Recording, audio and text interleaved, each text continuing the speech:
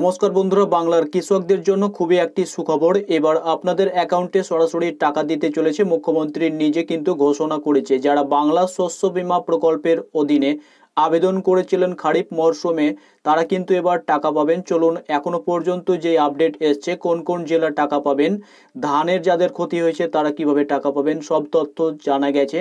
আর সেই নিয়ে একটি খবর প্রকাশিত হয়েছে, সেই খবরটি আপনাদের সামনে তুলে ধরবো। তার আগে আপনি কোন জেলা থেকে দেখছেন আর আপনার কোন ফসলের ক্ষতি হয়েছিল, তার জন্য আপনি বীমা করেছেন কি করেননি, সব আপডেটগুলি কমেন্ট সেকশনে জানিয়ে রাখবেন। চলুন বিস্তারিত জেনে নেব এক নজরে, শেষ পর্যন্ত ভিডিওটি দেখুন। তো এবার মোট 11 লক্ষ কৃষকের অ্যাকাউন্টে 102 কোটি টাকা ঢুকবে। আর আপনি পেতে পারবেন কত টাকা, সেটি আপনার কোন ফসলের উপরে কতটুকু ক্ষতি হয়েছে সেই মতো রাজ্য সরকার কত টাকা দিচ্ছে সেটি আপনাকে জানতে হবে। কোন জেলার আপনি বাসিন্দা সেটি অবশ্যই জানাবেন। আপনার জেলাতে টাকা ঢুকবে কিনা সেটিও কিন্তু জানতে পারবেন।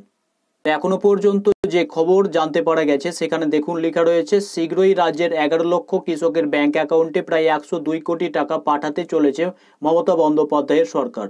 2023 সালের খারিফ মরশুমের শেষের ক্ষতিপূরণ হিসেবে বাংলা শস্য বীমার এই টাকা পাঠাবে রাজ্য সরকার। অর্থাৎ 2023 সালে যারা খারিফ মরশুমের ফসলের বীমার আবেদন করেছিলেন সেই টাকা কিন্তু আপনি এবার পাবেন।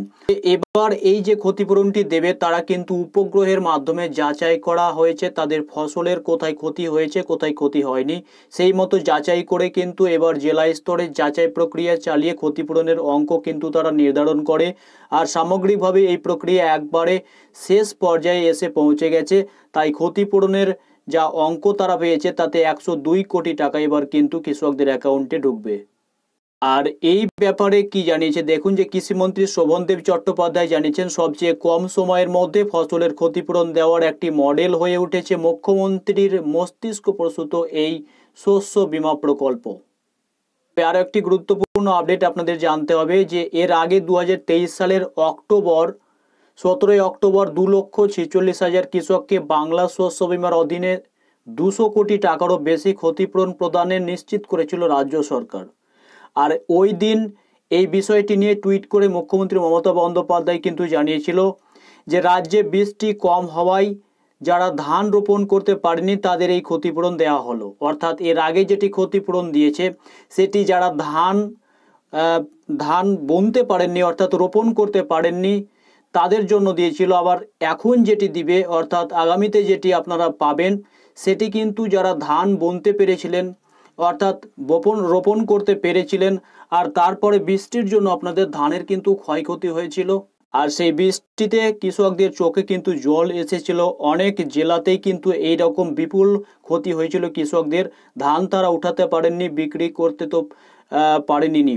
তাই এই সমস্ত কৃষকদের ধানের ক্ষতিপূরণ হিসাবে কিন্তু মুখ্যমন্ত্রী টাকা দেওয়ার কথা বলেছিলেন। আর সেই টাকাই কিন্তু এবার পাবে। কোন ফসলের ক্ষতি হয়েছে আপনার সেটি কিন্তু অবশ্যই কমেন্ট করে জানাবেন। আর বর্তমানে ধানের জন্য এই টাকাটি তারা স্যাংশন করেছে। আর আপনি কোন জেলা থেকে দেখছেন, কতটা ক্ষতিপূরণ আপনার জেলাতে দেবে সেগুলি কিন্তু আপনি আপনার নিকটবর্তী যে এডিও অফিস সেখানে পাবেন। তাছাড়া প্রতিনিয়ত যে খবর আপনি যদি পেতে চান আমাদের এই চ্যানেলটি সাবস্ক্রাইব করে নিন। যে কোনো আপডেট আসলেই আপনাদের কিন্তু এই চ্যানেল থেকে জানিয়ে দেওয়া হয়। তবে বাকি যারা খারিফ মরশুমে আবেদন করেছিলেন তাদের অন্যান্য ফসলের ব্যাপারে এখনও কোনো নতুন আপডেট আসেনি। তবে যদি নতুন আপডেট আসে সেই আপডেটটি এই চ্যানেল থেকেই পাবেন সবার আগে। তাই চ্যানেলটিকে সাবস্ক্রাইব করে নিন।